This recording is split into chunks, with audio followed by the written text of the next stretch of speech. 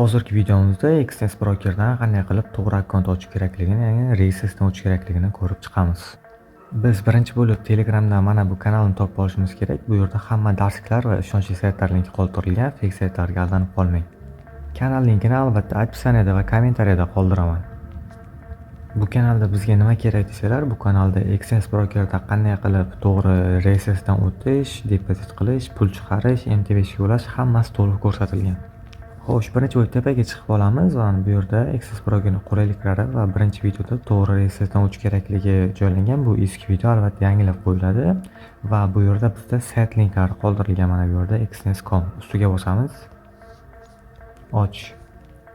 Va oldin aytaman, video sal uzun bo'lib ketishi mumkin, chunki brokerdan ro'yxatdan o'tish hozirda ancha muammo bo'lib qolgan, ya'ni qiyinroq. Va bizga ikkita sayt linki, Telegram kanalimiz va Exness Brokerning original sayti va partner kod qoldirilgan. Pastda ogohlantirish bo'limi, bu bilan ham tanishib chiqing. Biz endi mana shu komni ustiga bosishimiz kerak.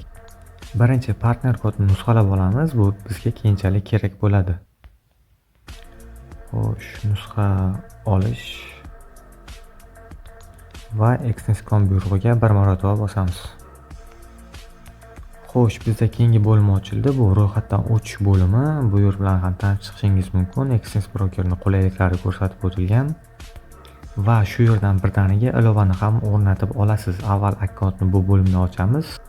Ilovani keyin esa shu tomondan o'rnatib olishingiz yoki Play Marketdan tortishingiz ham mumkin. Endi biz ro'yxatdan o'tish bo'limiga bosamiz. Bu bo'lim bizni bot yoki bot emasligini tasdiqlab oladi. Tasdiqlandi. Va hisob yaratish bo'limida bizda email va parol so'raydi. Xo'sh, bu yerga email va parol qo'ydik. Albatta siz o'zingizda mavjud bo'lgan emailni qo'yasiz. Menda akkaunt borligi uchun bir boshqa emailni kiritib qo'ydim. Xo'sh, parol qo'yish tartibi 8 tadan 15 tagacha belgi, kamida mana bitta katta yoki kichik harf mana shu yerda ko'rsatilgan. Agar parolni qabul qilmasa, qaysidir buyruq X bo'lib turadi, ya'ni o'sha buyruqni to'g'ri qilishingiz kerak. Va endilikda qiladigan ishimiz hamkor kodi. Ustiga bosamiz, bu yerga nusxalab olgan kodni qo'yishimiz kerak. Xo'sh, qo'yib qo'yish va bizda kod qo'yildi. Endiga ro'yxatdan o'tish buyrug'ini bosamiz. Xo'sh, iltimos joylanma sizga tegishli telefon raqamini kiriting, sistem vazirligini tasdiqlash so'raladi. Xo'sh, shu bo'limda birdaniga telefon raqamini kiritishingiz kerak. Xo'sh, telefon raqam kiritildi. Endi ro'yxatdan o'tish buyrug'ini bosamiz. Va bizdan birdaniga akkaunt ochildi. Sen birinchi real hisobda ishlaysanmi, demo hisob deb so'ramoqda. Biz real hisob buyrug'ini bosamiz. Va endi shu bo'limni aytmoqchimanki, mana bu yerda shu yoqqacha kelganingizdan keyin endigi keyingi qadamlarni albatta ilovada davom ettirishingiz ham mumkin. Saytdan chiqamiz va ilovaga kiramiz. Biz ilovani Play Marketdan tortib olganmiz. Xohlasangiz o'sha saytdan tortishingiz ham mumkin yoki Play Marketdan. Va kirish buyrug'ini bosamiz. Bu yerga o'sha boyagi kiritgan email va parolimizni qo'yamiz. Xo'sh, ko'rib turibsiz, o'sha email va parol qo'yildi. Endi kirish buyrug'ini bosamiz. Hammasi tushunarli, qiyin narsani o'zi yo'q, faqat ozroq e'tibor kerak. Endi parol qo'y demoqda, masalan 147258 deb qo'yaylik. Ya'ni bu 6 ta bo'lish kerak raqam. Shunaqa parol, barmoq ham qo'ydik va bizdan so'ramoqda email va telefon raqamini tasdiqlashing kerak. Ya'ni verifikatsiyadan o'tishni yakunlab qo'y demoqda. Bu yerni hozirchalik X bosamiz. Va ko'rib turibsiz, bizda birdaniga standart real akkaunt ochib beradi. Bu MTV hisobda.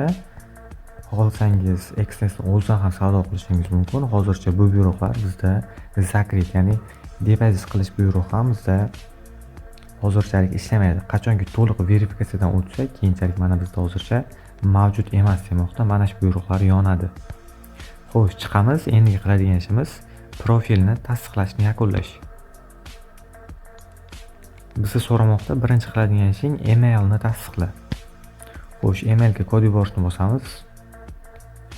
Va tepada bizda xabar keldi. Mana bu kodni 261628 shu bo'limga kiritamiz. 261628. Bizda email tasdiqlandi.